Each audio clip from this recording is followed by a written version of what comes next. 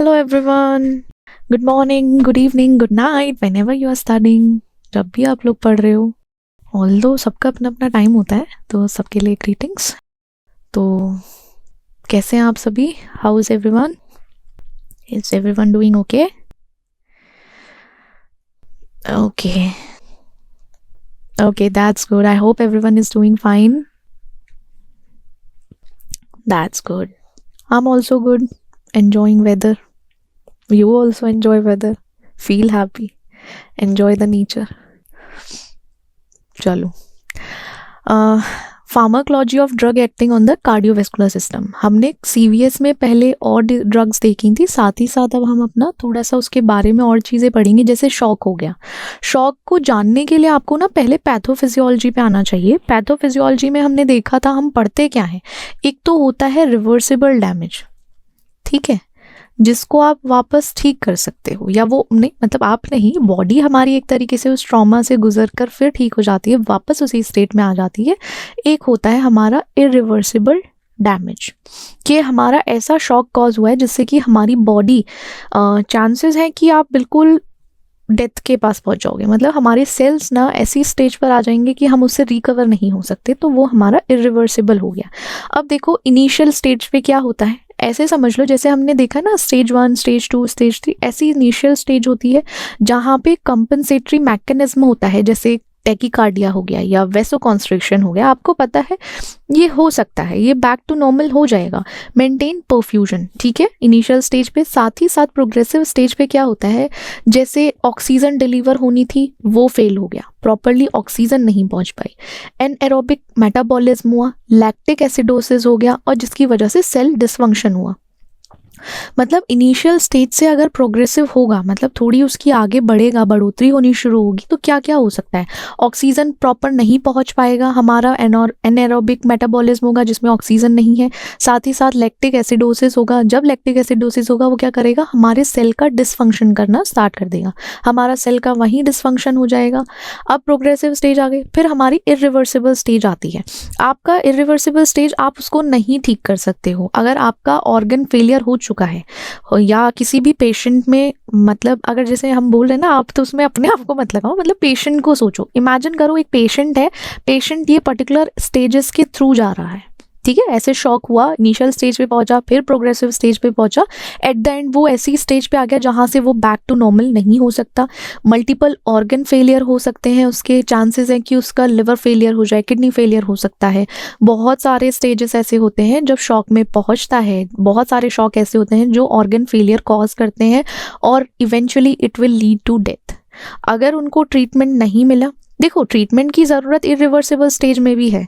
Irreversible stage में treatment मिल गया तो चांसेस है दैट पर्सन विल रिकवर, वो रिकवर कर जाएगा. बट अगर नहीं ट्रीट हुआ, अनट्रीटेड रहा, तो डेथ विल अकर हो जाएगा, मतलब दैट पर्सन विल गो. समझ गए ना आप लोग? अब शॉक्स के टाइप क्या है. हमारा जो शॉक होता है, जैसे कि अगर हमें फार्माकोथेरेपी जाननी है अपने शॉक की, या हमें उसको पढ़ना है, तो पहले पढ़ना चाहिए कितने टाइप के शॉक होते हैं. हमारे 4 टाइप्स के शॉक्स हमने देखने हैं. उसमें हाइपोवॉल्यूमिक शॉक आता है, वॉल्यूम लॉस, जैसे हमारे जो ब्लड का या फ्लूइड का वॉल्यूम होता है वहाँ पे हम उसको लॉस करना शुरू कर देते हैं, या फिर जैसे अगर आपका ब्लड लॉस हुआ उसकी वजह से हाइपोवॉल्यूमिक शॉक लग सकता है, ठीक है. जैसे ही कार्डियोजेनिक, कार्डियो की बात करें, हार्ट का आ रहा है, हार्ट का डिसफंक्शन हो गया, या आप मान लो पंप फेलियर हो गया, या किस तरीके से हार्ट फेलियर हो गया, तो वहाँ पे वो कार्डियोजेनिक शॉक में चला जाएगा, ठीक है. कार्डियोजेनिक, आप हाइपोवॉल्यूमिक शॉक में मान के चलो कि हमारा ब्लड का बहुत सीवियर लॉस हुआ है, सीवियरली लॉस किया है हमने ब्लड को या किसी फ्लूइड को. किसी वॉल्यूम की बात करें, वॉल्यूम लॉस तो हमारा लिक्विड में ही है, ब्लड का, या बॉडी फ्लूइड मान लो, बॉडी फ्लूइड में हमारा ब्लड भी आ गया.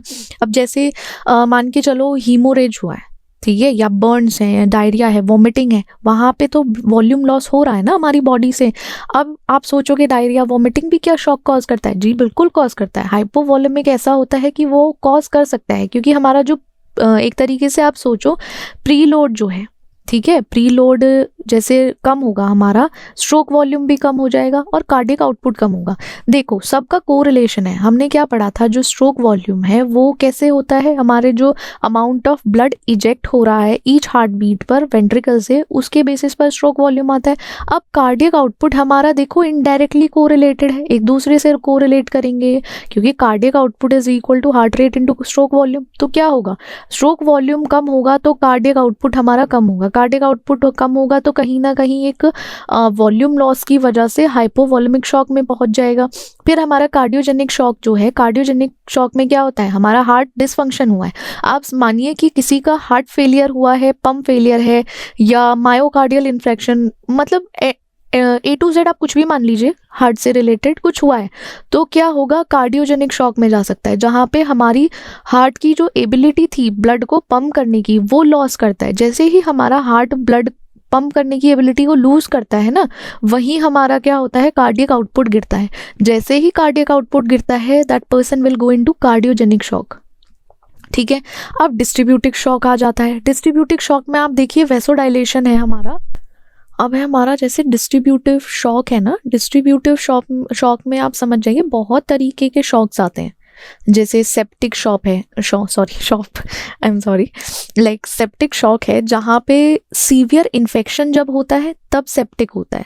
आपने नॉर्मली अच्छा सोचो, आप ना फार्माकोलॉजी को ऐसे पढ़ो कि जैसे आप ना हॉस्पिटल में पहुंच गए हो and you are the doctor, आपको देखना है, नहीं मतलब फार्माकोलॉजी को मतलब अगर समझना है उसको ऐसे समझो कि आप एक हॉस्पिटल एनवायरनमेंट में हो, हॉस्पिटल एनवायरनमेंट में पेशेंट्स हैं, पेशेंट्स के बेसिस पर उनको एक एक आप असाइन कर दो कि ये हाँ इसको ये प्रॉब्लम है, इसको हम कैसे ट्रीट करेंगे।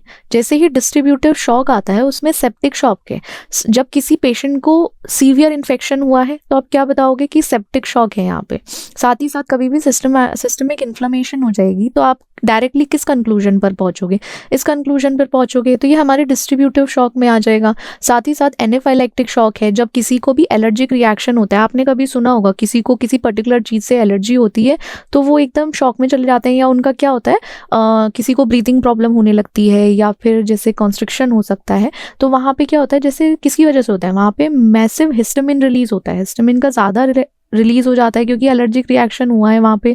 साथ ही साथ वेसोडाइलेशन होता है। फिर न्यूरोजेनिक शॉक, न्यूरो से आप समझ जाइए कि हमारा कहीं ना कहीं ये ब्रेन इंजरी से रिलेटेड है और स्पाइनल कोड से रिलेटेड है।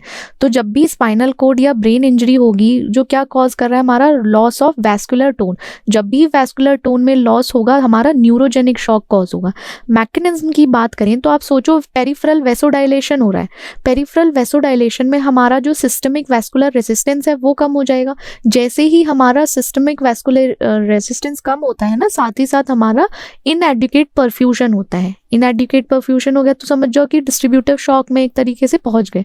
आप इसको वेसोडाइलेशन के बेसिस पर भी पढ़ सकते हो सब। अब देखो फोर्थ है हमारा ऑब्स्ट्रक्टिव शॉक। ऑब्स्ट्रक्टिव शॉक आप समझिए कि जैसे सर्कुलेशन ब्लॉक हुई है, किसी वजह से जो सर्कुलेशन होना चाहिए था हमारी बॉडी में वो नहीं हो पा रहा है।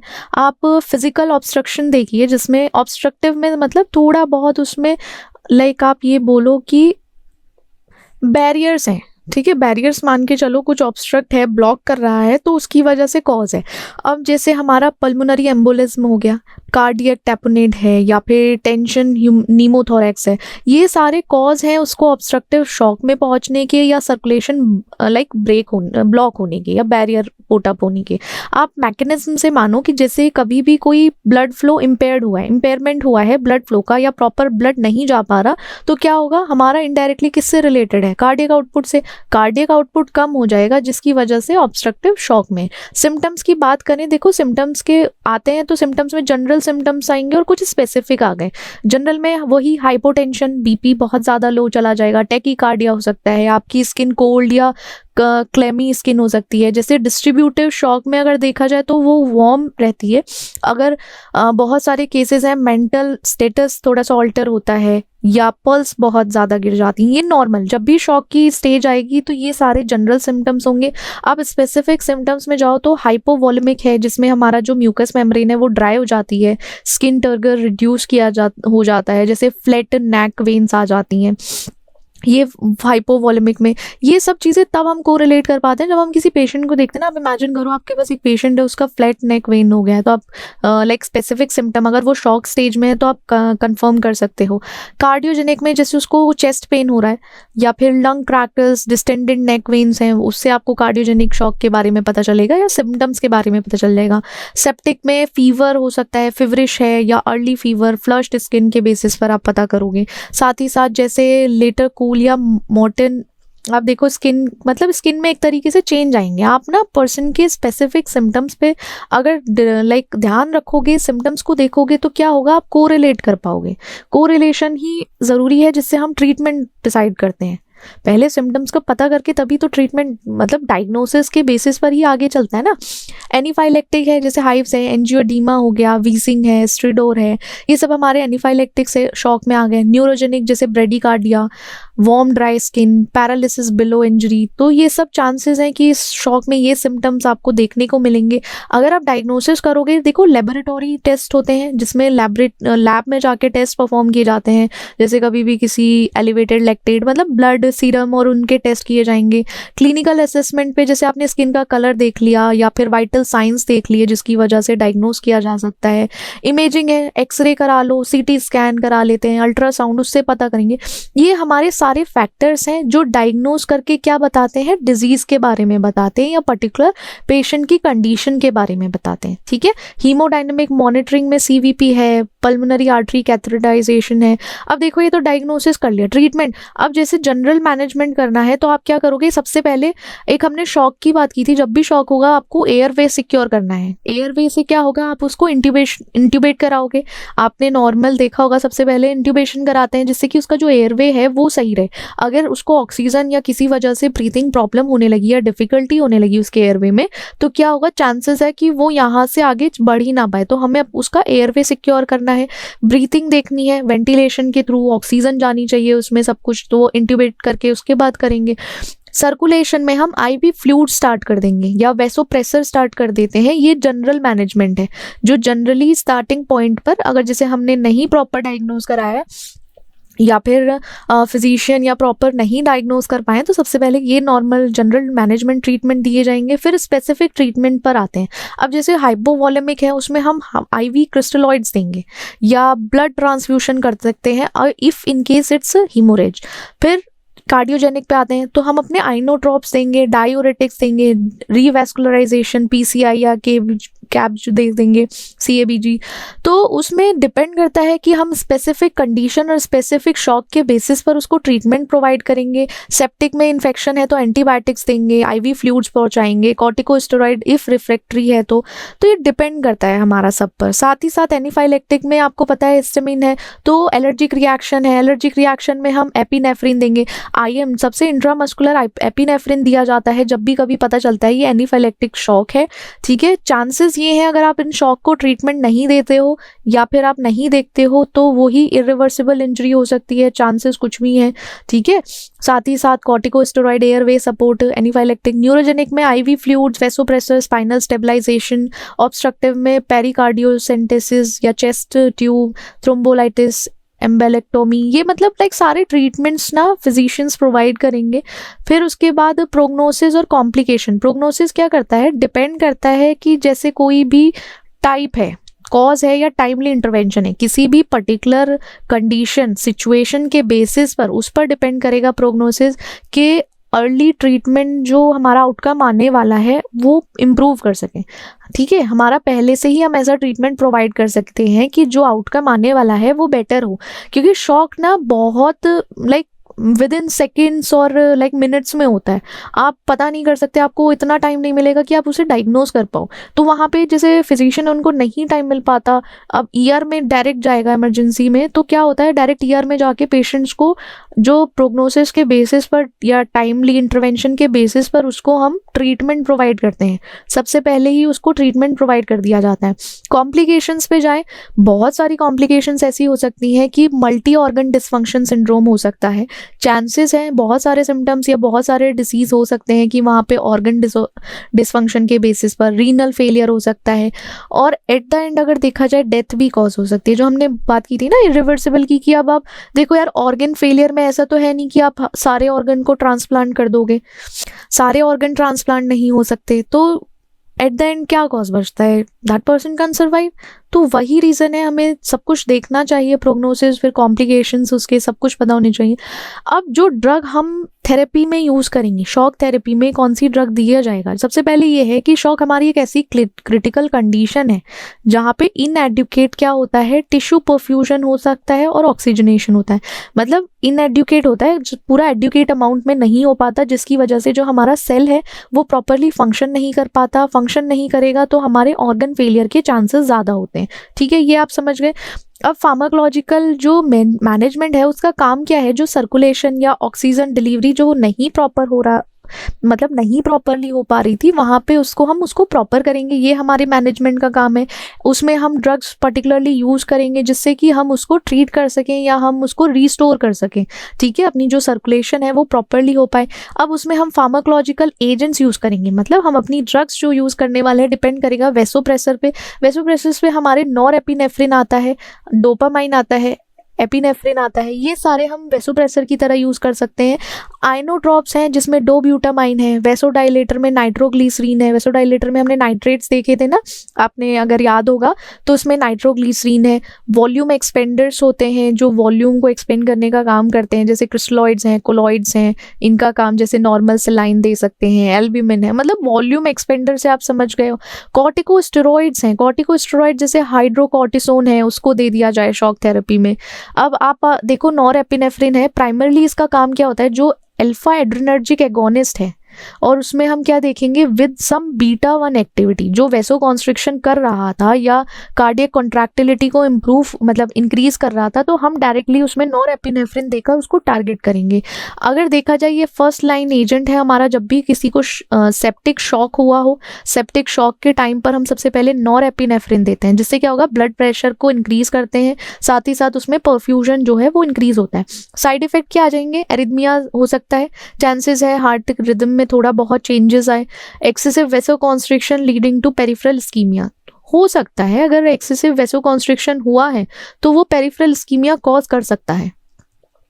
अब हमारा डोपामाइन है, डोपामाइन का क्या काम होता है, मैकेनिज्म है, इसका डोज डिपेंडेंट इफेक्ट होता है। अगर आप लो डोज में दोगे तो डोपामिनर्जिक रिसेप्टर है जिसकी वजह से रीनल वेसोडाइलेशन होगा, ठीक है, causing Reno vasodilation. Intermediate doses में क्या होगा, बीटा 1 एड्रेनर्जिक इफेक्ट शो करेगा जिससे हार्ट रेट इंक्रीज होगी और कॉन्ट्रैक्टिलिटी होगी, ठीक है। डोपामीन का एक तरीके से आप देखा जाए तो डोज डिपेंडेंट है, हाई डोज में अल्फा एड्रेनर्जिक इफेक्ट देगा जो कॉज करेगा कॉजिंग वेसो कॉन्स्ट्रिक्शन। अब जैसे कार्डियोजेनिक या हाइपोवॉल्मिक शॉक हुआ है तो उसका काम क्या है, कार्डियक आउटपुट को इम्प्रूव करना, कार्डियक आउटपुट को इम्प्रूव करना, साथ ही साथ ब्लड प्रेशर को इम्प्रूव करना। तो हमारा इसमें क्या आ जाएगा, एक तो हमारा ब्लड प्रेशर को उसने इम्प्रूव करना है, साथ ही साथ हमारे कार्डियक आउटपुट को इम्प्रूव करना है, तो बहुत हेल्प हो जाती है। Side effect tachycardia, arrhythmia, ischaemia at high doses. अगर हाई डोज, देखो हर चीज़ का high dose, low dose, intermediate dose depend करता है कि कैसे उसका इफेक्ट शो होगा। तो अगर हाई डोज पे अगर देखो तो स्कीमिया कॉज हो सकता है। साथ ही साथ जैसे एड्रेनालिन है, एड्रेनालिन एपिनेफ्रिन बोल दो, एपिनेफ्रिन में नॉन सेलेक्टिव एड्रेनर्जिक एगोनिस्ट है जो अल्फा और बीटा रिसेप्टर को अफेक्ट करता है। जब ये अफेक्ट करेगा तो इंक्रीज करेगा क्या, heart rate, contractility, causes वेसो constriction. अब साथ ही साथ जैसे हम इसको कहाँ यूज़ करेंगे, जब एनाफाइलेक्टिक शॉक होता है, कभी भी कार्डियक अरेस्ट है, या कभी कभी हम सेप्टिक शॉक में भी यूज़ कर लेते हैं, पर्टिकुलरली इसे एनाफाइलेक्टिक और कार्डियक अरेस्ट में ही यूज़ किया जाता है। साइड इफेक्ट वही tachycardia, arrhythmia, increase myocardial oxygen demand, ये साइड इफेक्ट्स में आ जाएंगे। आइनोट्रॉप में जो डोब्यूटामाइन है, इसका मैकेनिज्म है प्राइमरली बीटा 1 एड्रेनर्जिक एगोनिस्ट, ठीक है। आप देखो या तो ये अल्फा एड्रेनर्जिक है या फिर ये बीटा एड्रेनर्जिक एगोनिस्ट है, इन दो पर्टिकुलर चीज़ों पे ही काम कर रहे हैं जिसकी वजह से कार्डियक की कॉन्ट्रैक्टिलिटी इंक्रीज हो रही है या आउटपुट जिससे माइल्ड वेसोडाइलेशन हो रहा है, ये सब इनका दोनों का काम है। कार्डियोजेनिक शॉक में अगर देना है आइनोट्रॉप्स दे दो, इम्प्रूव कर देगा, जिससे हार्ट परफॉर्मेंस, साथ ही साथ एरिथमियाज हो सकता है, हाइपोटेंशन है। मतलब साइड इफेक्ट में आप 2-3 साइड इफेक्ट ये देखकर चलो। एरिथमिया तो है, चांसेस है एरिथमियाज के थोड़ा सा रिदम में चेंज होगा, क्योंकि बेचारा वैसे ही इतने शॉक में जाकर आ रहा है। हाइपोटेंशन हो सकता है। अब वेसोडाइलेटर में हमें पता है नाइट्रोग्लिसरीन देना है, जिसमें नाइट्रिक ऑक्साइड हमारा डोनर होगा। नाइट्रिक ऑक्साइड डोनर होगा तो वेसोडाइलेशन कॉज करेगा। अगर पर्टिकुलरली हमें वेन्स या कॉर्नरी आर्टरीज में देखना है तब नाइट्रोग्लिसरीन दे सकते हो आप। और जब इसको हाइपरटेंसिव इमरजेंसी है, इनिशियली जब देखा जाए कभी भी कार्डियोजेनिक में शॉक में पहुंच गया है एमआई के टाइम पर मायोकार्डियल इन्फेक्शन की वजह से, तो इसको स्पेसिफिकली यूज़ किया जा सकता है। साइड इफेक्ट देखो, हेडेक, रिफ्लेक्स टैकीकार्डिया, हाइपोटेंशन है। वॉल्यूम एक्सपेंडर में हमारे जो क्रिस्टलॉइड्स हैं या कोलॉइड्स हैं, इनका मैकेनिज्म क्या है? इंट्रावेस्कुलर वॉल्यूम को रीस्टोर करना। किसके थ्रू? आइसोटोनिक सॉल्यूशन के थ्रू। जैसे नॉर्मल सेलाइन है तो इसमें क्या होता है, जैसे आइसोटोनिक सॉल्यूशन के थ्रू इंट्रावेस्कुलर वॉल्यूम रीस्टोर करते हैं। जब भी कोई हाइपोवॉल्मिक शॉक में पहुंचता है फ्लूइड लॉस की वजह से, तब यूज किया जाएगा। अब इसमें साइड इफेक्ट आता है, फ्लूइड का ओवरलोड हो सकता है, इलेक्ट्रोलाइट इम्बैलेंसेस हो सकते हैं।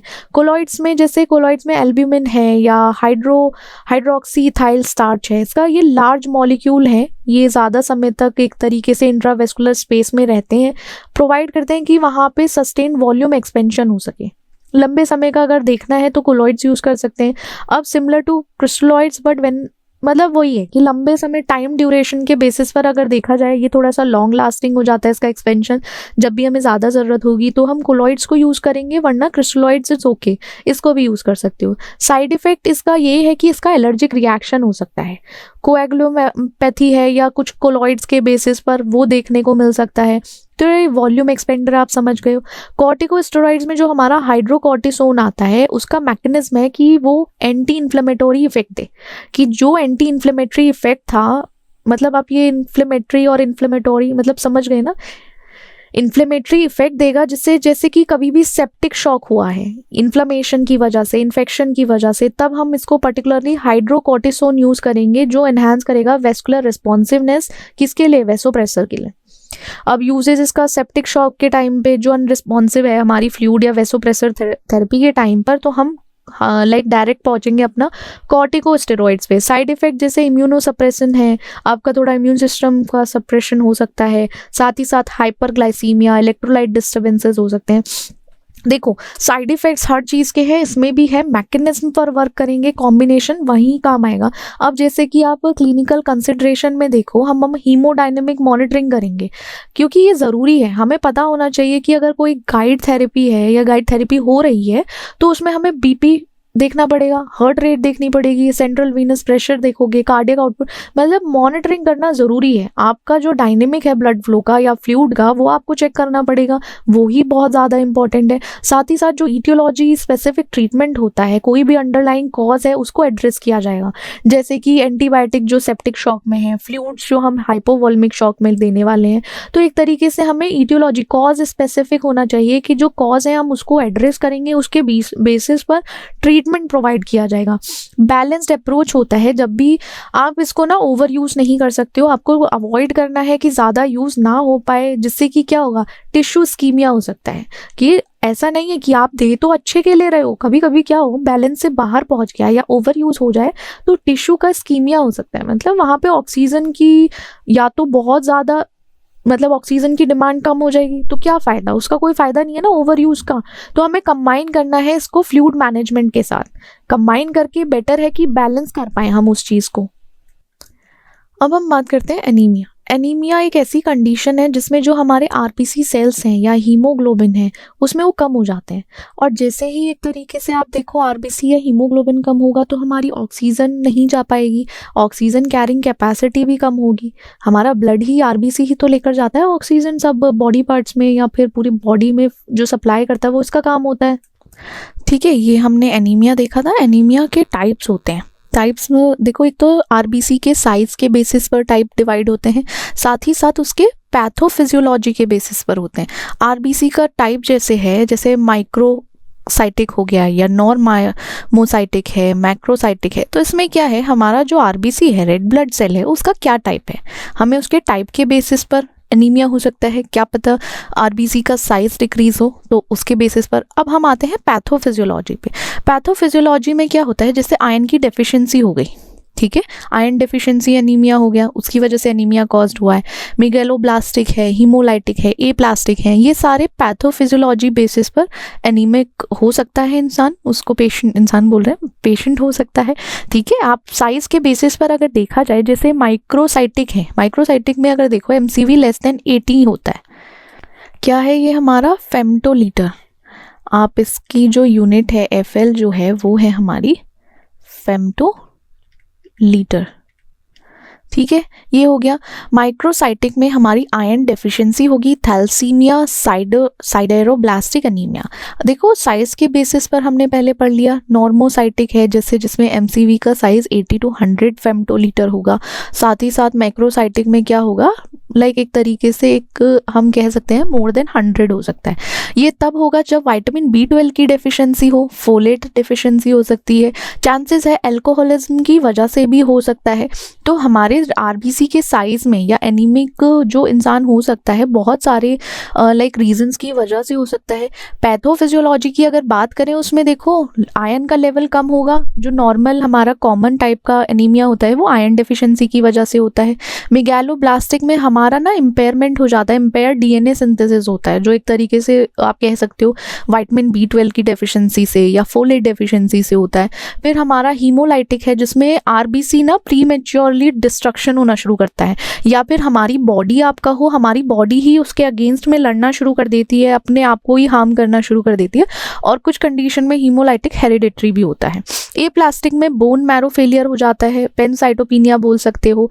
ये बहुत रेयर कंडीशन होती है, कॉमन नहीं होती, तो ए प्लास्टिक हमारा उसमें आ जाता है। साथ ही साथ क्रोनिक डिजीज है कुछ, जैसे कि हमारी क्रोनिक में लिंक किससे करेगा, इन्फ्लेमेशन से या कैंसर से लिंक करेगा, कि क्रोनिक ना मतलब एक ऐसे लेवल पर डिजीज कॉज हुई है कि जो ठीक नहीं हो सकती। सिकल ठीक नहीं हो सकती is a like very big statement, but हाँ चांसेस हैं कि हो भी सकता है। नहीं, क्रोनिक एक ऐसी डिजीज है लाइक ऐसे लेवल पर पहुंच जाती है कि ऐसी स्टेज पे है जहाँ पे शायद मे बी चांसेस हैं इरिवर्सिबल हो वो। तो ये हम थोड़ा सा पैथोफिजियोलॉजी के। अब सिकल सेल में जेनेटिक भी हो सकता है, ठीक है, सिकल सेल कॉज करते हैं। जो हमारा आरबीसी है ना उसका शेप ना सिकल शेप में आ जाता है। थैलेसीमिया जेनेटिक है, हमारा जो हीमोग्लोबिन सिंथेसिस हो रहा था उसमें कुछ ना कुछ डिफेक्ट आता है, तो डिफेक्टिव हीमोग्लोबिन सिंथेसिस के बेसिस पर एनीमिया कॉज होता है। अब जैसे एनीमिया के और अगर देखा जाए क्या कॉज हो सकते हैं, जैसे ब्लड लॉस हुआ है, अगर कभी भी कोई ट्रॉमा या सर्जरी हुई है एक्यूट लेवल पर तो ब्लड लॉस होगा। जीआई ब्लीडिंग हुआ है, मेनोरेजिया है, तो क्रॉनिक ब्लड लॉस के बेसिस पर जा सकते हैं। अगर आरबीसी का प्रोडक्शन ही कम होना शुरू हो जाए, मतलब रिड्यूस आरबीसी प्रोडक्शन हो, जैसे कि हमारा न्यूट्रिशनल डेफिशिएंसी के बेसिस पर, आयरन जो हमने पैथोफिजियोलॉजी में देखा था उसके बेसिस पर अगर आरबीसी का प्रोडक्शन ही कम हो जाए तो लाइक एनीमिया कॉज हो सकता है। आरबीसी का डिस्ट्रक्शन इंक्रीज हो जाए, जैसे हीमोलाइसिस है, ऑटो इम्यून डिजीज हो गई जो हमने देखी है, उसके बेसिस पर सिम्टम्स वही होते हैं जिनको एनीमिया होता है। आप चेक कीजिए, अगर आपके जान पहचान में है आप अपना ब्लड टेस्ट करा लो, ठीक है। नॉर्मली बहुत सारे इस टाइम तो ऐसा है न्यूट्रिशनल डेफिशिएंसी की वजह से भी बहुत ज़्यादा एनीमिक हो जाते हैं बच्चे, या हम लोग भी बहुत हो जाते हैं। तो उसमें क्या सिम्टम्स होगा, फैटीग फील होगा, लाइक आपको लगेगा कि ठीक है हम बीमार हैं, या इस टाइप से थोड़ा सा वीकनेस फील होगी, फटीग रहेगा, पैलर होगा, डिस्निया या फिर डिजीनेस, पैल्पिटेशन हो सकता है, कोल्ड एक्सट्रीमिटीज़ हो। एक कंडीशन होती है कि बहुत लोगों के हाथ पैर ना ठंडे होते हैं, हाथ पैर कहते हैं कि उनके hand and feets are very cold, उनको रहते हैं ठंडे, इसलिए रहते हैं क्योंकि उनमें आयरन की डेफिशिएंसी होती है, कहीं ना कहीं वो एनीमिक होते हैं। आप चेक कराइए, अगर आपको किसी को है तो आप लोग चेक करा लेना। चेस्ट पेन, सीवियर केसेस में चेस्ट पेन हो जाता है, इतना कॉमन नहीं है, बट सीवियर जब बहुत ज़्यादा आयरन डेफिशिएंसी हो जाए या एनीमिक हो जाए तो होते हैं। रेस्टलेस लेग सिंड्रोम, जब आयरन की डेफिशिएंसी होती है ना तो ये सिंड्रोम कॉज होता है, ठीक है। डायग्नोसिस कैसे कराओगे, आप जाओगे एक तो ब्लड टेस्ट के बेसिस पर होगा, वो आपका ब्लड टेस्ट करेंगे। कुछ स्पेशलाइज्ड टेस्ट होते हैं, जैसे बहुत अगर सोचो नॉर्मल लेवल पर जाएं तो हम अपने ब्लड टेस्ट से पता कर सकते हैं। ये सारे टेस्ट, CBC करा लो, अपना रेटिकुलोसाइट काउंट करा लो, आयरन स्टडी करा लो, विटामिन लेवल्स चेक करा लो, हीमोलाइसिस मार्कर्स करा लो, तो ये ब्लड टेस्ट के बेसिस पर हो जाएंगे। अगर आप बहुत स्पेशलाइज्ड लेवल पर जाकर टेस्ट कराना चाहते हो, या फिर आप चाहते हो आपकी लाइक बॉडी में किस तरीके से कोई प्रॉब्लम आ रही है, तो उसके बेसिस पर आप स्पेशलाइज्ड टेस्ट करा के डायग्नोज करा सकते हो। ठीक है, जैसे बोन मैरो बायोप्सी करा ली, वैसे तो कोई कराता नहीं जब तक रिकमेंड ना करे डॉक्टर, बट हाँ फिजिशियन के रिकमेंडेशन पे करा सकते हो। वरना आप क्या करो, नॉर्मल अपना routine checkup with in 6 months, या फिर आप विद इन 1 ईयर या 2 ईयर्स करा सकते हो। इतने टाइम पीरियड में सब लोग अपना रूटीन चेकअप कराते रहा करो, क्योंकि एक तो हमारे न्यूट्रिशनल वैल्यूज़ बहुत डिग्रेड हो गए हैं। हम लोग एक तरीके से देखा जाए, हम लोग कुछ आजकल ज़्यादा ही जंक फूड, फास्ट फूड खाने लगे हैं, और बहुत सारी चीज़ें हैं जो नहीं, अगर वेजिटेबल्स, वेजीज़ भी आप ले रहे हो तो वेजीज़ भी आजकल आई डोंट थिंक इतना प्योर है, ऑर्गेनिक है। तो वहाँ पे थोड़ा सा देखा जाए तो डायग्नोसिस के लिए जा सकते हो आप। ट्रीटमेंट है, देखो जब आपका डायग्नोसिस हो जाएगा, आपका ब्लड टेस्ट हो गया है, तो जो भी न्यूट्रिशनल डेफिशिएंसी आ रही है उसको फुलफिल कराने के लिए आपका जो डॉक्टर्स हैं या आप किसी फार्मासिस्ट के पास जाकर फुलफिल करा सकते हो। लाइक अपना प्रिस्क्रिप्शन ले लो या प्रिस्क्राइब करा लो उसके थ्रू कि आयरन डेफिशिएंसी है आयरन की, या डाइट चेंज करनी है, उसके बेसिस पर आप यहाँ पे अपने न्यूट्रिशनिस्ट को इन्वॉल्व कर सकते हो। बहुत सारी चीज़ें हैं, ओरल सप्लीमेंट्स ले लो। सप्लीमेंट्स या न्यूट्रास्यूटिकल्स तो आजकल बहुत ज़्यादा कॉमन हो गए हैं डे टू डे लाइफ में हेल्थ मेंटेन करने के लिए, तो न्यूट्रिशनल डिफिशिएंसीज के बेसिस पर आप ट्रीटमेंट ले सकते हो। अगर किसी को बहुत ज़्यादा सीवियर केस है, एनीमिया, लाइक उसको एनीमिया हो गया है, उसका हीमोग्लोबिन 7-8 से कम आ रहा है, तो उसको ब्लड ट्रांसफ्यूजन की ज़रूरत है। उसको ज़रूरत है कि वो ब्लड ट्रांसफ्यूज़ कराएं। ऐसे केसेस में बहुत लोगों के चांसेस है, उनको फटीग रहता है most of the time, movement में प्रॉब्लम होता है, पेन रहते हैं, बहुत सारी चीज़ें, तो ब्लड ट्रांसफ्यूजन करा लेना चाहिए। अंडरलाइंग कॉजेज़ जैसे कि क्रोनिक डिजीज़ है, क्रोनिक किडनी डिजीजेस हो गई, उसमें क्या लोगे, एरिथ्रोपोइटिन थेरेपी होती है। एप्लास्टिक अनीमिया में इम्यूनोसप्रेसेंट या बोन मैरो ट्रांसप्लांट के टाइम पर, मतलब बहुत सारी ऐसी चीज़ें हैं जो अंडरलाइंग कॉजेज़ हो सकते हैं, उसमें ट्रीटमेंट लेना ज़रूरी है। जेनेटिक डिसऑर्डर्स हैं जो, मतलब आप क्या, या तो बोन मैरो ट्रांसप्लांट कराओगे आप उसमें, या ब्लड ट्रांसफ्यूजन, बहुत सारी चीज़ें जो आप करा सकते हो। ऐसा नहीं है, अब तो बहुत ज़्यादा एडवांसमेंट हो गया है हमारे यहाँ, तो कुछ भी कॉम्प्लिकेशन एनेमिक में हो या फिर कुछ ट्रीटमेंट कराना हो तो वो बिल्कुल करा सकते हो। बट एटलीस्ट आपको पता होना चाहिए आपका जो लाइक हेल्थ है, आपकी बॉडी है, वो सही वर्क कर रही है नहीं, चेकअप कराते रहना चाहिए डायग्नोसिस के लिए। कॉम्प्लिकेशन सीवियर फैटिग, हमने बात की थी ना, आपकी क्वालिटी ऑफ लाइफ अफेक्ट होगी। देखो QOL जो हमारी क्वालिटी ऑफ लाइफ है वो हर डिजीज़ या कंडीशन में अफेक्ट होती है, तो हमें यहाँ पर ध्यान देना चाहिए अपनी सीवियर फैटिग। हार्ट प्रॉब्लम हो सकती हैं, ठीक है, अगर आपका जहाँ भी जो लोग एनीमिक होते हैं उनको सोचना चाहिए कि उनको आने वाले टाइम में कभी भी हार्ट प्रॉब्लम हो सकती है, जैसे कि कोई भी टेकीकार्डिया है, ठीक है, दिल की बीमारी हो सकती है। ये वो वाली दिल की बीमारी नहीं है जो आजकल चल रही है जेनजीज में, ठीक है। एनीमिया, हार्ट प्रॉब्लम हो सकती है उनको।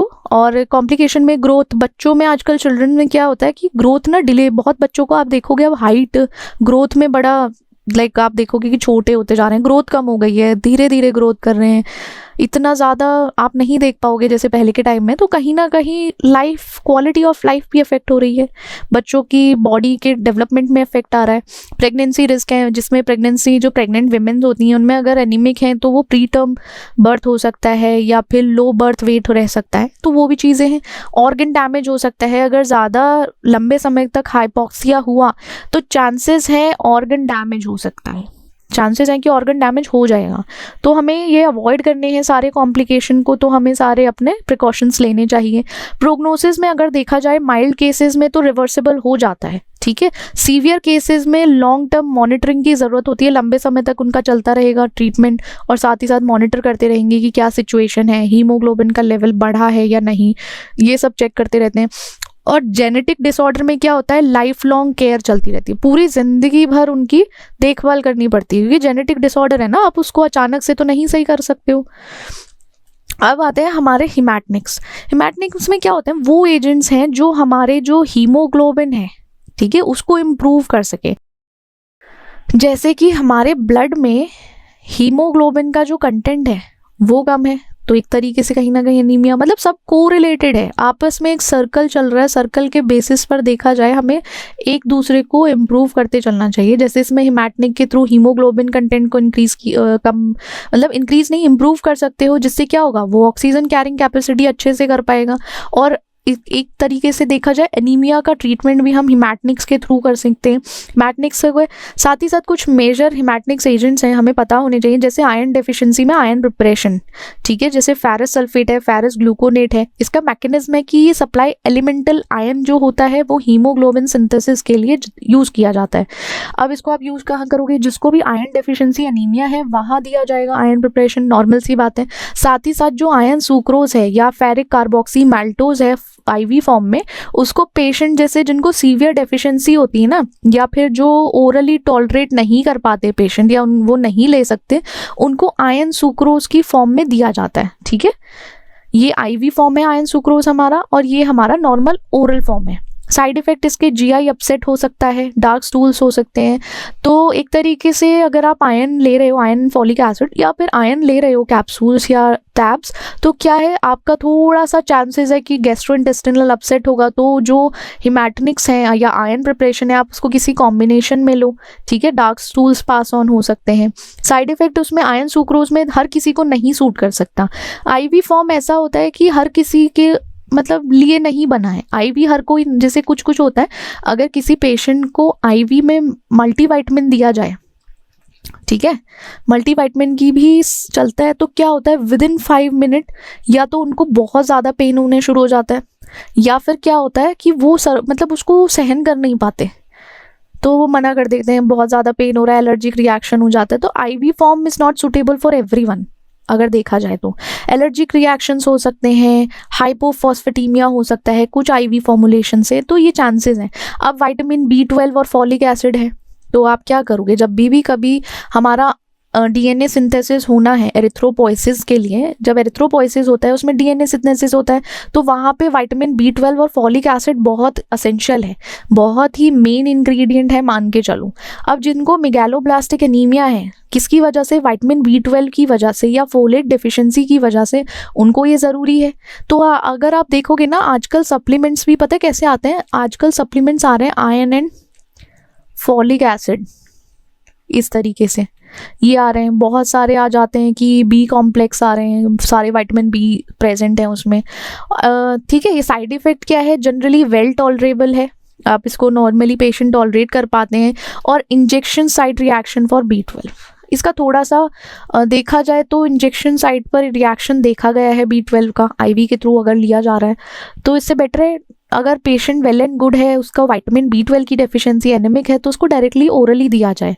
एरिथ्रोपोइसिस स्टिमुलेटिंग एजेंट्स होते हैं, उनका काम क्या होता है, जो एरिथ्रोइड प्रोजेनिटर सेल्स होते हैं, ठीक है, हमारे बोन मैरो में जो आरबीसी का प्रोडक्शन करते हैं, उनको स्टिमुलेट करता है। आप इससे समझ जाओ स्टिमुलेटिंग एजेंट है, तो एरिथ्रोइड प्रोजेनिटर सेल्स को बोन मैरो में स्टिमुलेट करेगा, जिससे क्या करेगा, आरबीसी का प्रोडक्शन बढ़ाएगा।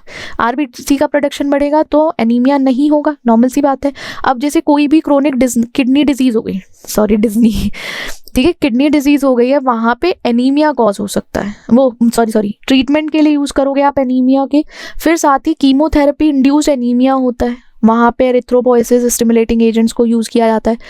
अब इसके साइड इफ़ेक्ट्स क्या आते हैं, हाइपरटेंशन कॉज हो सकता है, थ्रोम्बोएम्बोलिक इवेंट्स आ सकते हैं, या प्योर रेड सेल एप्लेसिया हो सकता है। देखो साइड इफ़ेक्ट सब में है, क्योंकि एक तरीके से देखा जाए तो एडवांटेजेस भी हैं, यूजेस भी हैं, बेनिफिट्स हैं इनके, साथ ही साथ थोड़ा बहुत तो डिसएडवांटेज है।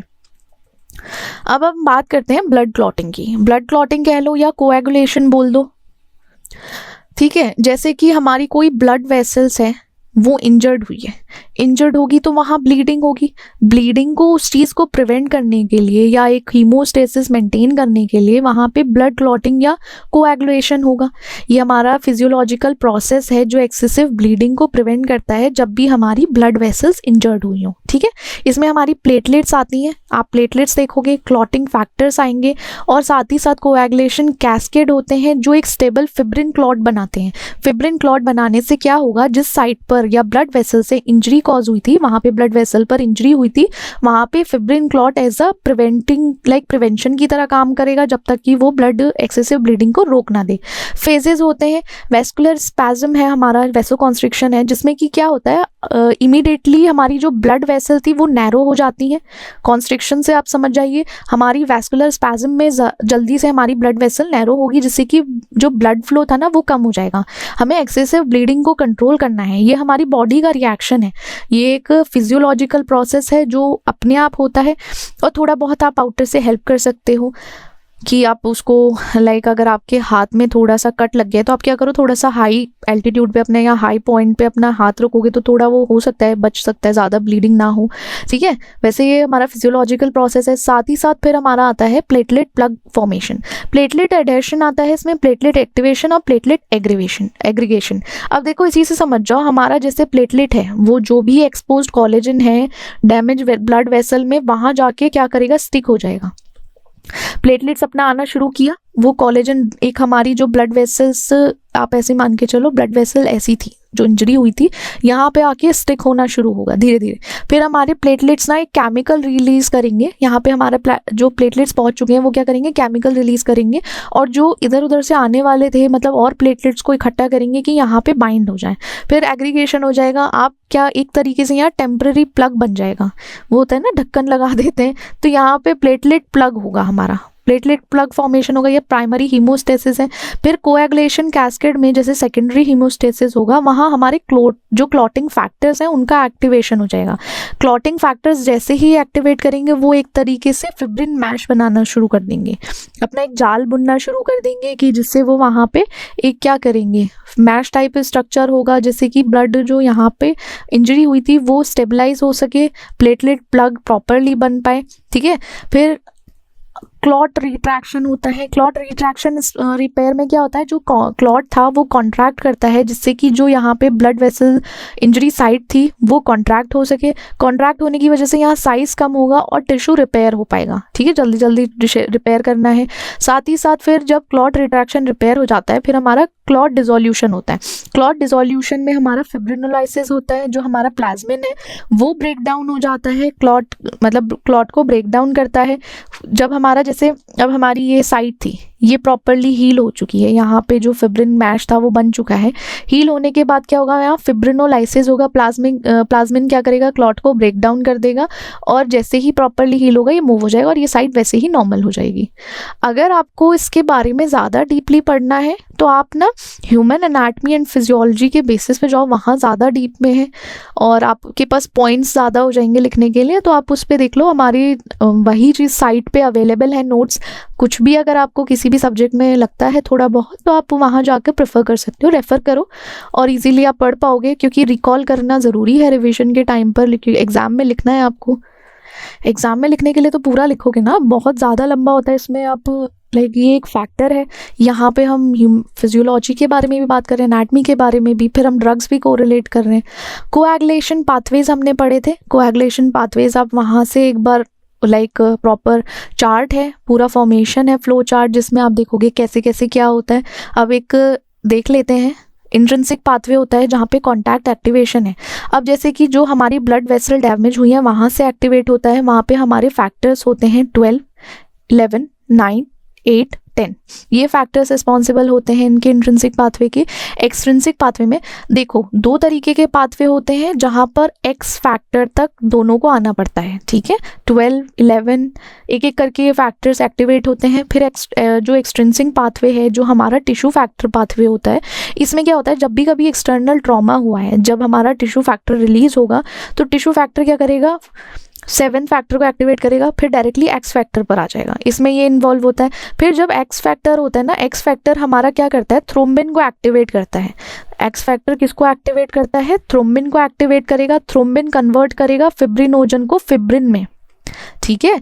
जैसे ही हमारा एक्स फैक्टर आके थ्रोम्बिन को, ये हमारा एक्स फैक्टर हुआ, इसने क्या किया, थ्रोम्बिन को एक्टिवेट कर दिया। ठीक है, थ्रोम्बिन को एक्टिवेट करने के बाद क्या किया इसने, फिब्रिनोजन को कन्वर्ट किया फिब्रिन ने, और एक तरीके से यहाँ पे क्या बनाया, फाइनल क्लॉट बनाया। ठीक है, फाइनल क्लॉट बन गया।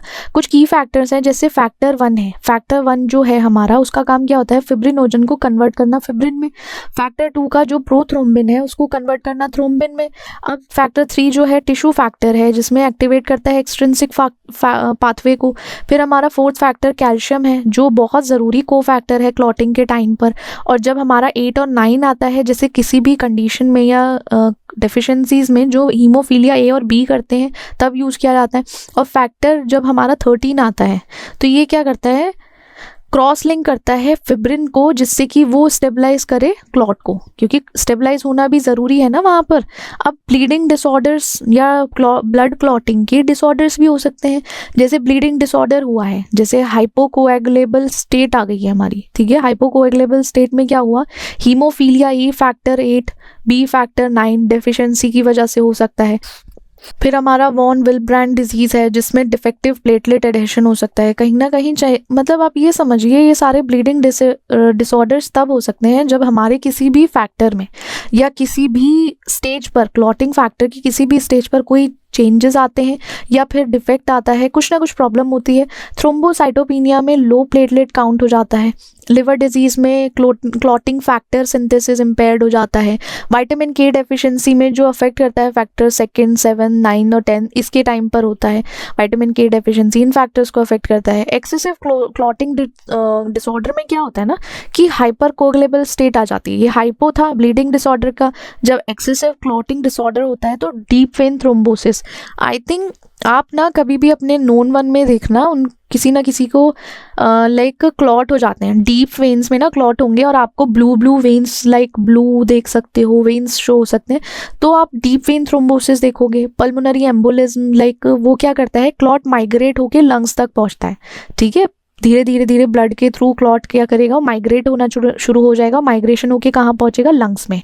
डिसएमिनेटेड इंट्रावेस्कुलर कोएगुलेशन में क्या होता है, जो हमारा क्लॉटिंग है वो वाइड स्प्रेड हो जाता है ब्लीडिंग के साथ। जैसे ही ब्लीडिंग होना शुरू होगा, वैसे ही क्लॉटिंग फैक्टर्स या क्लॉटिंग फॉलो करने लगता है। थ्रोम्बोफीलिया में ये हमारा जेनेटिक प्री डिस्पोजिशन है, जैसे कि हमारा फैक्टर 5 लीडन है थ्रोम्बोफीलिया में देखा जाए। अब डायग्नोस कैसे किया जाएगा, ठीक है, डायग्नोसिस में टेस्ट आते हैं, कोएगुलेशन टेस्ट किए जा सकते हैं, प्लेटलेट टेस्ट करके देखा जाए कि काउंट और ब्लीडिंग टाइम क्या है नंबर के बेसिस पर।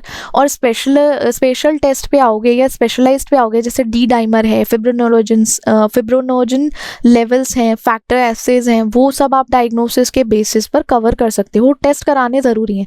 देखो, ये जो इंटरनली बहुत सारी चीज़ें होती हैं, उनका डायग्नोसिस ना किसके बेसिस पर होता है, हमारे टेस्ट के बेस पर। स्पेशल लेवल पे टेस्ट होते हैं, नॉर्मल लेवल पर टेस्ट करा के पता चल जाता है डीप स्टडी के टाइम पर। अब जैसे ट्रीटमेंट करना है, ट्रीटमेंट में आप ब्लीडिंग डिसऑर्डर के टाइम पे रिप्लेसमेंट थेरेपी दोगे, लाइक क्लॉटिंग फैक्टर्स के। और डिसमेस्प्रोसिन में क्या होगा, जो रिलीज किया गया है वो हमारा वॉन विलब्रैंड फैक्टर रिलीज होगा। वो कौन सा फैक्टर है हमारा, ठीक है, इसमें जैसे, तो इसमें क्या होगा, हमारा कौन सा फैक्टर रिलीज होगा, फैक्टर VF8। ठीक है, ये फैक्टर रिलीज होता है। विटामिन के सप्लीमेंटेशन के जब डेफिशिएंसी हो, उस टाइम पे ट्रीटमेंट प्रोवाइड किया जाएगा। प्लेटलेट ट्रांसफ्यूजन तब होता है जब थ्रोम्बोसाइटोपिनिया हो, ठीक है, उस कंडीशन में। क्लॉटिंग डिसऑर्डर में आप एंटीकोगुलेंट्स दे सकते हो, जैसे हिपैरिन है, बहुत सबको पता है। इंट्रिंसिक पाथवे में हिपैरिन बहुत कॉमन होता है एज एन एंटीकोगुलेंट। वॉरफेरिन, ठीक है, लॉन्ग टर्म यूज़ करना हो इंट्रिंसिक पाथवे में तो वॉरफेरिन यूज़ किया जाता है। DOACs हैं, जैसे एपिक्सिबेन है, रिवारोक्सिबेन है। तो मतलब ये ना बहुत सारे एंटीकोगुलेंट्स हैं। आप नॉर्मली ये देखोगे, हिपैरिन, वॉरफेरिन। थ्रोम्बोलाइटिक्स में या फिब्रिनोलाइटिक्स में जो एटलेप्लेज है, DVT या PE स्ट्रोक के टाइम पर। एंटीप्लेटलेट्स में आप देखोगे कि एस्प्रिन है या क्लोपिडोग्रिल है टू प्रिवेंट एग्रीगेशन ना हो, तो मतलब लाइक आप क्लॉट ना फॉर्म हो तो उसके लिए किया जाता है। ठीक है, क्लॉट फॉर्मेशन भी हो जाती है।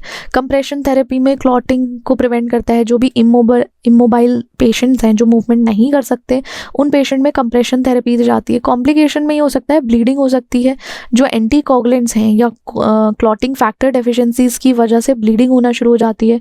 थ्रोम्बोएम्बोलिज्म में क्या होता है, क्लॉट ना माइग्रेट करता है, माइग्रेट करने की वजह से स्ट्रोक के चांसेस हो सकते हैं, ठीक है।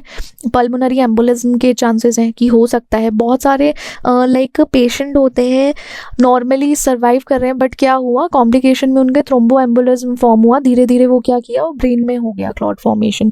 आपको ये नहीं पता चला यार अभी तो ठीक था इंसान, लेकिन कुछ टाइम में उसके ब्रेन में क्लॉट फॉर्म हो गया। वो मूवमेंट होता है, माइग्रेशन हो जाता है, उनका ब्लड के थ्रू ही माइग्रेशन होता है, तो उसकी वजह से स्ट्रोक कॉज होता है, या पल्मोनरी एम्बोलिज्म जो हमारे लंग्स में हो सकता है।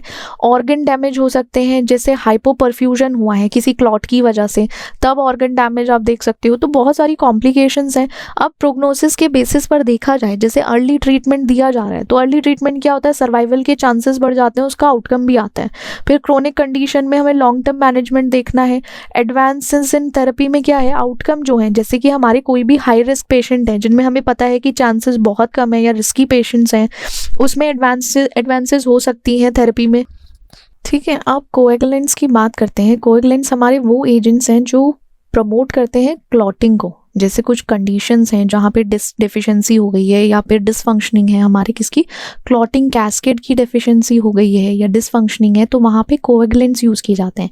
फॉर एग्जांपल विटामिन के है, उसका मैकेनिज्म है कि वो हमारे जो गामा कार्बोक्सिलेशन है कुछ सर्टेन ग्लूटामेट रेजिड्यूज़ का, जहाँ पे उसको ज़रूरत होती है वहाँ पे इसके रेजिड्यू की ज़रूरत है। जैसे क्लॉटिंग फैक्टर्स हैं हमारे 2, 7, 9, 10 as well as protein C and S, तो यहाँ पे विटामिन के की ज़रूरत है। तो जैसे कि कभी विटामिन के डेफिशिएंसी के टाइम पे पर्टिकुलरली यूज़ किया जा सकता है। अगर वॉरफेरिन का रिवर्सल करना है तो आप विटामिन के दे सकते हो। हीमोरेजिक डिजीज़ है किसी भी न्यू बॉर्न बेबी में, तब यूज़ किया जाएगा। अब आप देखो जो प्रोथ्रोम्बिन कॉम्प्लेक्स कंसनट्रेट होते हैं, कंसनट्रेट में क्या होता है, जो हमारे PCC हैं उसका मैकेनिज्म आप समझो कि कोई भी कंसनट्रेटेड क्लॉटिंग फैक्टर प्रोवाइड करना है तब दिया जाएगा, तब उसको एज अ कोगुलेंट यूज़ करके, फैक्टर 2, 7, 9, 10 है तब इसको पर्टिकुलरली यूज़ किया जाता है। अगर देखा जाए कोगुलेंट में कभी भी वॉरफेरिन एंटी कोगुलेशन का रिवर्सल करना हो या वाइस रिवर्स करना हो उसको, तब यूज़ किया जाता है। जैसे कि वॉरफेरिन से इंड्यूस ब्लीडिंग है उस टाइम यूज़ किया जाएगा। कुछ साइड इफ़ेक्ट्स हमारे इसमें आते हैं, जैसे थ्रोम्बोसिस है उसके रिस्क में, एलर्जिक रिएक्शंस हैं तब यूज़ किया जाएगा। अब हमारे फ्रेश फ्रोज़न प्लाज्मा है, मतलब कोगुलेंट्स में आप देखोगे ना बहुत सारी चीज़ें हैं जिनको यूज़ किया जा सकता है। जैसे कि हमारे ना फ्रेश फ्रोज़न प्लाज्मा होते हैं जिसमें सारे कोएगुलेशन फैक्टर्स रहते हैं, उसको किसी भी मल्टीपल फैक्टर डेफिशिएंसीज में यूज़ कर सकते हो, या लिवर डिजीज़ के टाइम पे यूज़ किया जा सकता है। डेस्मोप्रेसिन में क्या होता है, जैसे वॉन विलब्रैंड फैक्टर हमारा फैक्टर 8 है, ठीक है, वो हमारे एंडोथेलियल सेल रिलीज़ करेगा। रिलीज़ करने से क्या होगा, जब भी हीमोफीलिया ए है, माइल्ड हीमोफीलिया है, उसकी ट्रीटमेंट में यूज़ किया जा सकता है, या वेन विलब्रैंड डिजीज़ है उसके टाइम पे आप यूज़ कर सकते हो डेस्मोप्रेसिन। साइड इफ़ेक्ट ये वही है, हाइपोनेट्रीमिया है या फ्लूइड रिटेंशन हो रहा है उस टाइम पे, ठीक है, ये कोगुलेंट यूज़ करेंगे। साथ ही साथ जैसे एंटीकोगुलेंट्स हैं वो वेरियस कंपोनेंट, जैसे कोगुलेशन कैस्केड को अगर कभी हमें प्रिवेंट करना है थ्रोम्बस फॉर्मेशन, उस टाइम यूज़ किए जाते हैं। कोगुलेंट उसको अवॉइड करने के लिए यूज़ किए जाते हैं, एंटीकोगुलेंट इस चीज़ को इनहिबिट कर देते हैं। इनहिबिट कर देंगे कि जो हमारे कोगुलेशन कैस्केड थे, कोगुलेंट का काम क्या है, जब भी हमारे कोएगुलेशन कैस्केड का डिसफंक्शनिंग हो जाती है, कोई प्रॉब्लम होती है, तब कोगुलेंट यूज़ करते हैं। अब इसमें हम कोएगुलेशन कैस्केड का ही इनिबिशन कर रहे हैं जिससे कि थ्रोम्बस फॉर्मेशन ना हो, थ्रोम्बस नहीं फॉर्म होगा। जैसे कुछ कंडीशन में थ्रोम्बोसिस हो सकता है, उस कंडीशन में एंटीकोगुलेंट्स को यूज़ किया जाता है। अब एंटीकोगुलेंट में हमारा हेपारिन या लो मॉलिक्यूलर वेट हेपारिन्स आते हैं, जिसमें हमारा इनेक्सोप्रिन है। देखो इनेक्सोप्रिन हेपारिन का मैकेनिज्म अगर देखा जाए, ये हमारे एंटी थ्रोम्बिन 3 को एक्टिवेट करेंगे। साथ ही साथ क्या होगा, जो इनएक्टिवेट होते हैं थ्रोम्बिन या फैक्टर 10A, तो उसमें क्या काम होता है, इनका सेलेक्टिवली इनिबिट करते हैं फैक्टर 10A को, ठीक है, इसका देखा जाए। अब इसका यूज़ हम जब डीप वेन थ्रोम्बोसिस है, पल्मोनरी एम्बोलिज्म है, एट्रियल फिब्रिलेशन है, प्रोफाइलेक्सिस इन सर्जरी, वहाँ पर यूज़ किया जाएगा हेपारिन को। साइड इफेक्ट सबके हैं। अब इसमें साइड इफेक्ट जो आ जाता है हमारा हेपेरिन इंड्यूस्ड थ्रोम्बोसाइटोपिनिया है, वहाँ पर इसका साइड इफेक्ट देखा गया है। वॉरफेरिन में इसका मैकेनिज्म की बात की जाए, जब विटामिन के एंटागोनिस्ट हैं वो इनहिबिट करते हैं हमारे विटामिन के डिपेंडेंट क्लॉटिंग फैक्टर का जो सिंथेसिस होने वाला था उसको ही खत्म कर देते हैं, ठीक है। वॉरफेरिन एक तरीके से विटामिन के एंटागोनिस्ट है। कोगलेंट और एंटीकोगलेंट का वो बात कर लो ना कि दुश्मन है एक दूसरे के डायरेक्ट से, ये एंटीकोगलेंट है, ये कोगलेंट है, विटामिन के कोगलेंट है। कोगलेंट के साथ वॉरफेरिन लगाएंगे तो एंटागोनिस्ट होगा ना, अपोजिट रिएक्शन करेगा, लाइक उसके अगेंस्ट में खड़ा होगा, तो वो इनहिबिट कर देगा विटामिन के डिपेंडेंट क्लॉटिंग फैक्टर्स जो है उनके सिंथेसिस को। जैसे कभी भी हमारा क्या हुआ है, जब भी हमारा एट्रियल फिब्रिलेशन है या मैकेनिकल हार्ट वॉल्व्स हैं या डीप वेन थ्रोम्बोसिस है, पल्मोनरी एम्बोलिज्म है, ये थोड़े से एब्रीवेशंस आप समझ जाइएगा क्योंकि हम ऑलरेडी पढ़ चुके हैं, तो ठीक है। यहाँ से देखिए पल्मोनरी एम्बोलिज्म यहाँ मेंशन है यूजेस में पर्टिकुलरली, तो आप इसको यहाँ से कोरिलेट कर पाओगे यूज में। साइड इफेक्ट वही ब्लीडिंग हो सकता है वॉरफेरिन के यूज़ की वजह से एज एन एंटीकोगलेंट। अब डायरेक्ट ओरल एंटीकोगलेंट्स जो हैं उसमें हमारा डेबिगेट्रिन है, रिवेरोक्सिबिन है या एपीएक्सिबिन है, एडोएक्सिबिन है। तो उसमें क्या होता है इसका अगर आप मैकेनिज्म देखो तो ये डायरेक्टली ना इनहिबिट करता है थ्रोम्बिन को, ठीक है। इनहिबिशन होगा थ्रोम्बिन का, या आप मान के चलो हमारे फैक्टर 10A का, एक्स ए मान लो या 10 मान लो, ठीक है, उसका देख लो। यूजेस जैसे सिमिलर इंडिकेशन है वॉरफेरिन के जैसा ही, बट थोड़ा सा मिक्स हो जाता है डोजिंग में और इसके लिए रूटीन मॉनिटरिंग की ज़रूरत नहीं होती ओरल में तो, ठीक है। अब जैसे डायरेक्ट थ्रोम्बिन इनहिबिटर्स हैं उसका एग्जाम्पल है जैसे हमारा एर्गेट्रोबिन, बिवेलोरुडिन, इनके एग्जाम्पल हैं। ये इनहिबिट करते हैं डायरेक्टली थ्रोम्बिन को और फिब्रिन फॉर्मेशन को प्रिवेंट करते हैं, जिससे कि फिब्रिन फॉर्मेशन ना हो पाए। फिब्रिन ये आप एंटीकोगलेंट तब देख सकते हो जब क्लॉट फॉर्मेशन हो रहा हो या क्लॉट फॉर्मेशन नहीं होने देना है तब उसको यूज़ किया जाएगा। अब जैसे ही परक्यूटेनियस कॉर्नरी इंटरवेंशन है उसके टाइम पे पर्टिकुलरली यूज़ किया जाए, ठीक है, तब आप देख सकते हो उसको डायरेक्ट थ्रोम्बिन इनहिबिटर को यूज़ किया जा सकता है। साइड इफेक्ट वही है जैसे कि प्रोबेबली पोटेंशियल है ये थ्रोम्बोसाइटोपिनिया के लिए, ब्लीडिंग हो सकता है। क्लिनिकल कंसिडरेशन में एक बैलेंसिंग एक्ट होता है। कोगलेंट जो हम कॉशियसली इसलिए यूज़ करते हैं कि जिससे थ्रोम्बोसिस ना हो, और जब हम एंटी कोगलेंट यूज़ करते हैं उसमें केयरफुली हमें मॉनिटर करना है कि जिससे ब्लीडिंग ना हो, कि ब्लीडिंग प्रिवेंट करना है। तो दोनों बैलेंस में रहना चाहिए, ऐसा नहीं कोगलेंट यूज़ कर लिया तो कुछ थ्रोम्बोसिस को अवॉइड कर दिया, एंटी कोगलेंट यूज़ करा तो उसको ब्लीडिंग को प्रिवेंट करने के लिए। मतलब दोनों का ना कोगलेंट और एंटी कोगलेंट को मैनेज करके चलना है, बैलेंस कर चलना है। रिवर्सिबल एजेंट है, रिवर्सल एजेंट क्या है, उसकी जो अवेलेबिलिटी है या नॉलेज है रिवर्सिबल एजेंट की, जैसे हमारे विटामिन के हैं वो वॉरफेरिन के लिए, मतलब ये एक दूसरे के लाइक आप बोलो अपोजिट काम कर सकते हैं, वाइस वर्सा में काम कर सकते हैं। अगर वॉरफेरिन को अगर बैक करना है या एक तरीके से देखा जाए हमें उसके एज एन एंटागोनिस्ट यूज़ करना है तो विटामिन के ले लो, विटामिन के एंटागोनिस्ट वॉरफेरिन को। तो जैसे प्रोटामीन सल्फेट है वो हिपैरिन का है, तो दोनों में रिवर्सल एजेंट है। अब जब भी कभी भी कोई एडवर्स इफेक्ट को मैनेज करना है तो इन दोनों को यूज़ किया जा सकता है। अब हमारे फिब्रिनोलाइटिक्स हैं, फिब्रिनोलाइटिक्स को हम थ्रोम्बोलाइटिक्स भी बोल सकते हैं। ये ऐसे एजेंट हैं जैसे जो हमारे ब्लड क्लॉट्स फॉर्म हुए हैं उनको डिसॉल्व करते हैं। कैसे? Activating fibrinolytic system. हमारा फिब्रिनोलाइटिक सिस्टम को एक्टिवेट करके ये जो ब्लड में क्लॉट फॉर्म हुए थे ना उनको डिसॉल्व करते हैं। थ्रोम्बोलाइटिक्स बोल लो या फिब्रिनोलाइटिक्स बोल लो। लाइटिक्स आप ये समझ लो कि ब्रेक डाउन हो रहा है। ब्रेक डाउन किसका हो रहा है? ब्लड क्लॉट का। ब्लड क्लॉट डिसॉल्व हो रहा है, वो एक्टिवेट हो रहे हैं किसकी वजह से? फिब्रिनोलाइटिक सिस्टम की वजह से। मैकेनिज्म की बात किया जाए तो हमारा प्लाज्मिनोजन का एक्टिवेशन होता है जिसकी वजह से क्लीवेज ऑफ फिब्रिन होता है। अब आप एक्टिवेशन ऑफ प्लाज्मिनोजन कैसे देखोगे?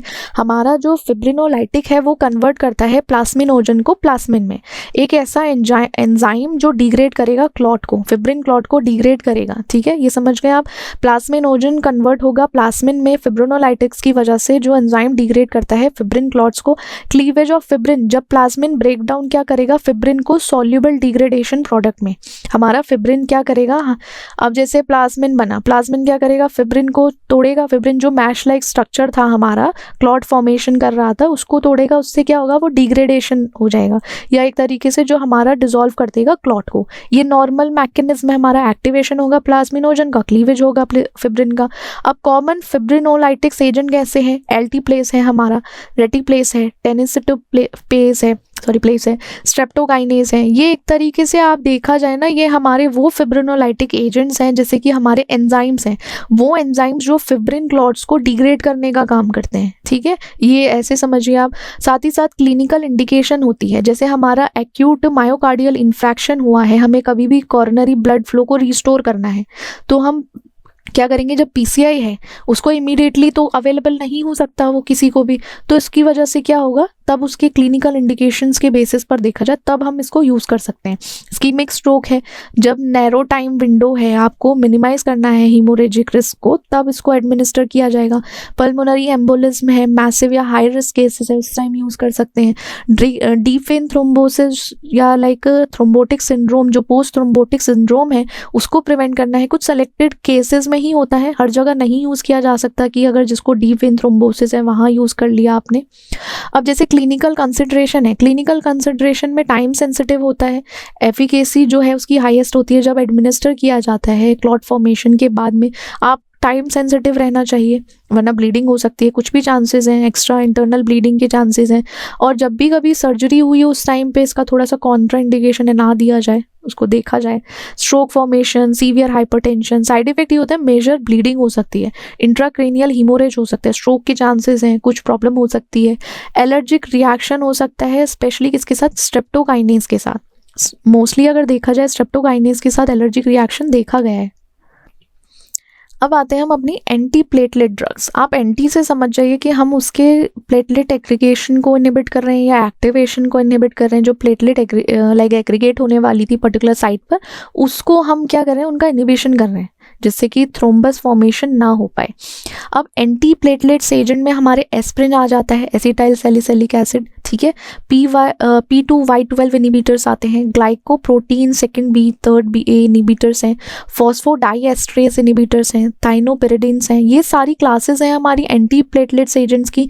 जैसे एस्प्रिन हो गया, एसिटाइल सैलिसिलिक एसिड है, उसका मैकेनिज्म है कि हमारा इनिबिट करता है COX-1 को, जो साइक्लोऑक्सीजनेज 1 है ना, उसको इनिबिट करेगा, जिससे क्या होगा, हमारा जो थ्रोम्बोक्सिन A2 था उसका सिंथेसिस कम होगा। एक तो हमारे COX-1 को रिवर्सिबली इनिबिट करता है कि वो रिवर्सिबल फेज में नहीं जा सकता, हमारा प्लेटलेट एग्रीगेशन जो है वो कम हो जाएगा, डिक्रीज हो जाएगा, जिसकी वजह से क्या होगा, यहाँ पे प्रिवेंशन हो सकता है AMI का, स्ट्रोक का या पेरिफेरल आर्टरियल डिजीज़ का। वहाँ पे हम इसको एस पर यूज़ कर सकते हैं, ठीक है। और जब भी कोई साइड इफेक्ट आएगा, इसमें चांसेस हैं गैस्ट्रोइंटेस्टिनल अल्सर के चांसेस हैं, ब्लीडिंग हो सकता है, रेज सिंड्रोम हो सकता है चिल्ड्रंस में देखा जाए। अब देखो P2Y12 इनिबिटर्स जो होते हैं, उनका ADP रिसेप्टर का, जो प्लेटलेट्स पे रिसेप्टर प्रेजेंट होते हैं, उनको ब्लॉक करने का काम होता है। ब्लॉक करेंगे तो हमारा देखो, इन सब का काम क्या है, प्लेटलेट्स का एग्रीगेशन इनहिबिट करना या फिर प्लेटलेट्स का वहाँ पे ना जाने देना। दो चीज़ें हो सकती हैं, जिससे क्या होगा, थ्रोम्बस फॉर्मेशन नहीं है, वही इसका सबका मैकेनिज्म है। ADP रिसेप्टर जो प्लेटलेट्स पे प्रेजेंट है, उनको ब्लॉक करेंगे तो प्लेटलेट एक्टिवेशन और एग्रीगेशन जो है वो एग्रीगेशन इनहिबिट हो सकता है। अब हमारा एक्यूट कोरोनरी सिंड्रोम है, वहाँ यूज़ किया जाएगा। जैसे पोस्ट प्रिकॉशनस कोरोनरी इंटरवेंशन है, तब वहाँ यूज़ कर सकते हैं। स्ट्रोक प्रिवेंशन के टाइम पे साइड इफेक्ट वही है, ब्लीडिंग के चांसेस हैं, क्योंकि थ्रोम्बस फॉर्मेशन नहीं है। एंटी प्लेटलेट्स ड्रग का जो मेन साइड इफेक्ट हो सकता है वो ब्लीडिंग हो सकता है, या फिर GI अपसेट या GI अल्सर्स हो सकते हैं।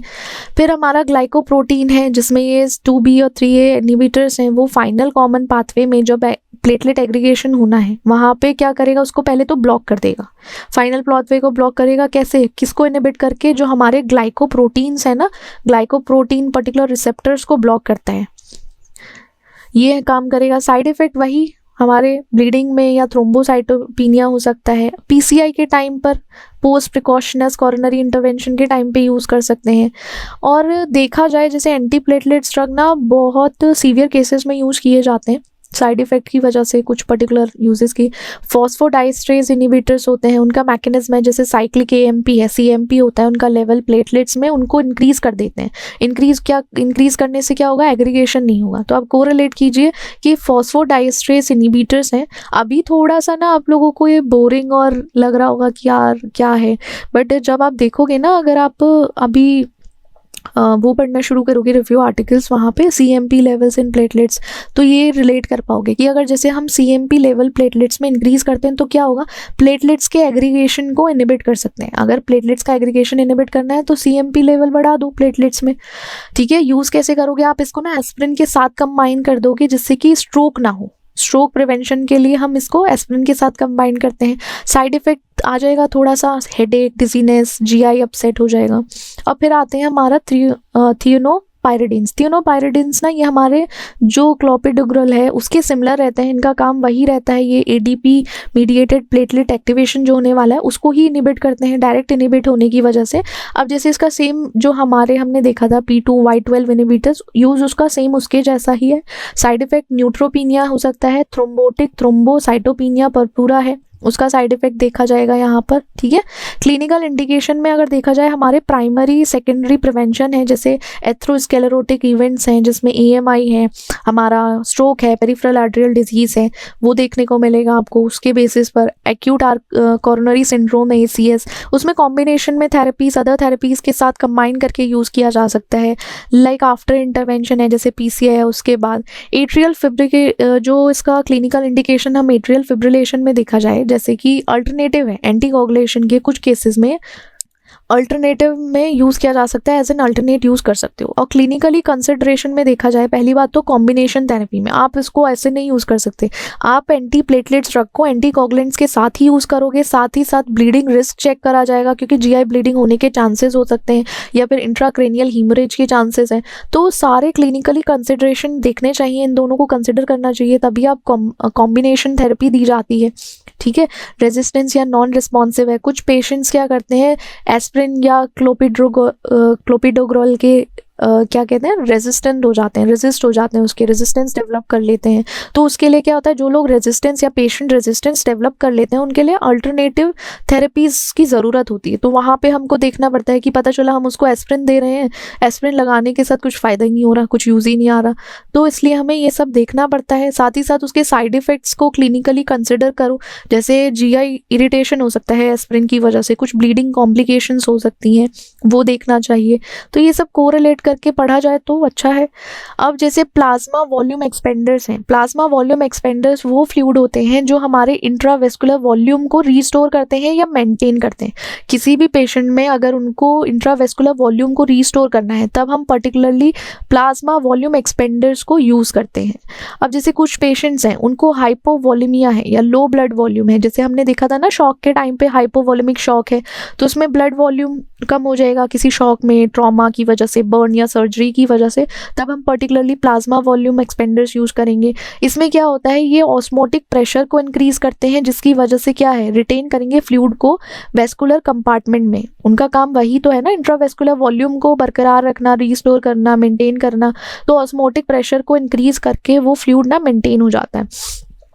अब जैसे बहुत सारे टाइप हैं हमारे प्लाज्मा वॉल्यूम एक्सपेंडर के, जिसमें क्रिस्टलॉइड्स और कोलॉइड्स पढ़े थे। अगर आपको याद होगा हमने अपने शॉक में ये पर्टिकुलर ट्रीटमेंट के टाइम पे देखा था, या आप देखो क्रिस्टलॉइड में हमारे नॉर्मल सेलाइन आ जाता है 0.9% NaCl, लैक्टेटेड रिंगर सॉल्यूशन है, डेक्सट्रोज सॉल्यूशन है पर्टिकुलरली IV के थ्रू। कोलॉइड्स में एल्ब्यूमिन है, हाइड्रोक्सी इथाइल स्टार्च है, डेक्स्ट्रन है, पॉलीजलीन है। तो इनको प्रॉपरली लाइक एक्सपेंडर्स की तरह यूज़ कर सकते हैं। जैसे हमारे क्रिस्टलॉइड में नॉर्मल सेलाइन है, सोडियम क्लोराइड का कंपोजिशन होता है। जब भी कभी वॉल्यूम रिप्लेसमेंट हाइपोवोलीमिया या शॉक रिससिटेशन में देखा जाए तब यूज़ कर सकते हो पर्टिकुलरली। ये वाइडली अवेलेबल है, इतना एक्सपेंसिव नहीं है, तब यूज़ किया जा सकता है। चांसेस हैं इससे हाइपर क्लोरीमिया हो सकता है या मेटाबॉलिक एसिडोसिस हो सकता है। चांसेस हैं कि ये सब एक डिसएडवांटेज हो जाए अगर लार्ज वॉल्यूम में रिसीव किया जाए नॉर्मल सेलाइन भी। लैक्टेटेड रिंगर सॉल्यूशन में हमारे sodium chloride, potassium, calcium, lactate, ठीक है। लैक्टेट इंक्लूड करोगे, अदर आयंस जो इलेक्ट्रोलाइट आयंस है आप उनको इंक्लूड कर लीजिए। सिमिलर रहता है नॉर्मल सेलाइन की तरह। जैसे सर्जरी के टाइम में पर्टिकुलरली इलेक्ट्रोलाइट की कंपोजिशन चाहिए होती है, तो लैक्टेटेड रिंगर सॉल्यूशन चाहिए सर्जरी के टाइम पे, तब नॉर्मल सेलाइन नहीं यूज़ कर सकते। अब डेक्स्ट्रोज सॉल्यूशन आता है जब भी कभी मेंटेन करना है फ्लूइड्स को, जैसे वॉल्यूम एक्सपेंडर की तरह तो इफेक्टिव नहीं होता, बट स्टिल ये रैपिडली मेटाबोलाइज हो जाता है, तो इसको पर्टिकुलरली यूज़ किया जाता है। इसका एडवांटेज ये है, ये कैलोरीज प्रोवाइड करता है, साथ ही साथ इसको अदर फ्लूइड के साथ कंबाइन करके भी दिया जा सकता है, बट हर चीज़ को लिमिट में देना चाहिए। लैक्टेटेड ड्रिंकर सॉल्यूशन में अगर देखा जाए सूटेबल नहीं होता पेशेंट के, जैसे किसी को लिवर फंक्शन है या इम्पेयर्ड लैक्टेट मेटाबॉलिज्म है, तो उनको नहीं दे सकते, ठीक है, क्रिस्टलॉइड्स। अब कोलॉइड्स में आ जाए तो इसका मैकेनिज्म ये है कि ये एक तरीके से प्रोटीन है हमारा, मेंटेन करता है ऑनकोटिक प्रेशर को, ठीक है। ऑनकोटिक प्रेशर के टाइम पे अगर मेंटेन करना है तो एल्ब्यूमिन को दिया जाए।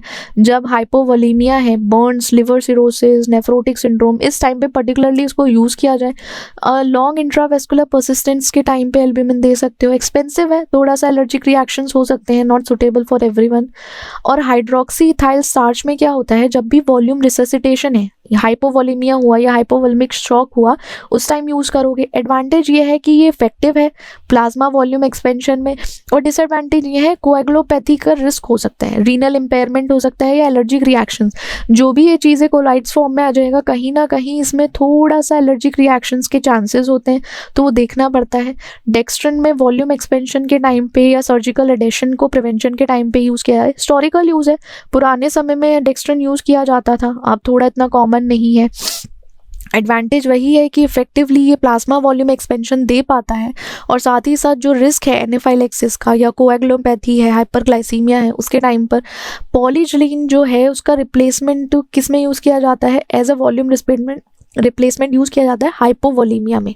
इफेक्टिव है वॉल्यूम एक्सपेंशन के टाइम पे। डिसएडवांटेज वही होता है कि कम यूज़ करते हैं, पॉलीजलीन इतना यूज़ नहीं किया जा सकता क्योंकि अवेलेबिलिटी है, इसके बेटर अल्टरनेटिव्स हैं, एलर्जिक रिएक्शंस भी बहुत ज़्यादा हैं। क्लिनिकल कंसिडरेशन में देखा जाए, चॉइस बिटवीन क्रिस्टलॉइड और कोलॉइड्स, अगर दोनों के बीच में चॉइस है, वो क्लिनिकल सिनेरियो पे डिपेंड करता है। क्लिनिकल सिनेरियोज हो गए या पेशेंट की कंडीशन है, कॉस्ट कंसिडरेशन है, क्योंकि थोड़ा कोलॉइड्स एक्सपेंसिव हो सकते हैं, क्रिस्टलॉइड थोड़ा सा देखा जाए जो अवेलेबल है पेशेंट की इन कंडीशन के बेसिस पर या फिर क्लिनिकल सिनेरियोज पर। और जो करंटली देखा जाए क्रिस्टलॉइड ही यूज़ किए जाते हैं क्योंकि सेफ्टी प्रोफाइल उसकी ज़्यादा बेटर है। क्रिस्टलॉइड्स की ना सेफ्टी प्रोफाइल ज़्यादा अच्छी है, जिसमें लैक्टेट रिंगर सॉल्यूशन है या हमारा नॉर्मल सेलाइन है, वो ज़्यादा प्रेफर किया जाता है। फ्लूइड ओवरलोड रिस्क हो जाता है, स्पेशली जो कोलाइड्स हैं वहाँ पे केयरफुल मॉनिटरिंग की ज़रूरत होती है क्योंकि फ्लूइड को देखा जाए ओवरलोड हो सकता है।